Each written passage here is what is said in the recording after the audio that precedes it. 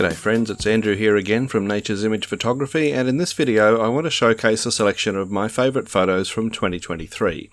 It was a pretty big year for me with a number of tours in Australia and overseas, and I started the year with 2 Panasonic Lumix cameras and somehow I finished the year with 4, and each one had a big role to play in the photos you're about to see. I'm going to show you the photos in roughly the order they were taken, so here's a little rundown of my year to provide some backstory. I began 2023 with a lightning photograph, and strangely enough I finished my year with an even better one, but plenty happened in the months between. My first tour of 2023 was across the Nullarbor from Adelaide to Perth, and at this stage I had my trusty old Lumix G9 and the more recent GH6. A couple of months later I had a tour to New Zealand, and just before I left I got my hands on the newly released full-frame S5 Mark II with the 20 to 60mm kit lens that comes with it. That's a great landscape lens, and this was a landscape tour, so that became my primary camera for a couple of weeks at least. But in May and June I was back to Africa and a return to wildlife photography, so the GH6 took the lead with that great 100 to 400mm lens.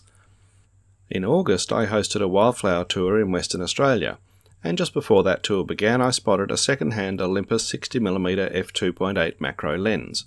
With wildflowers offering plenty of opportunities for macro photography, I couldn't resist.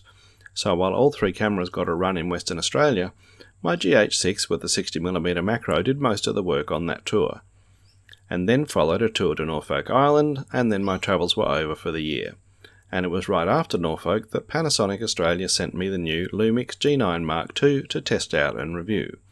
And since I was done touring for the year, all my work with the new camera has been done close to home around the Sunshine Coast.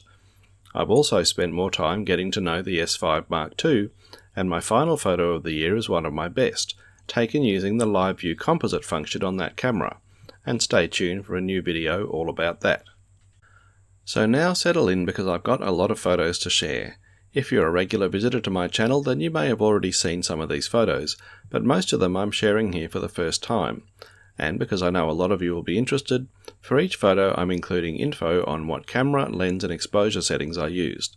If you appreciate the time I spend putting all this together, you can always thank me with a coffee, and you'll find the link in the information below.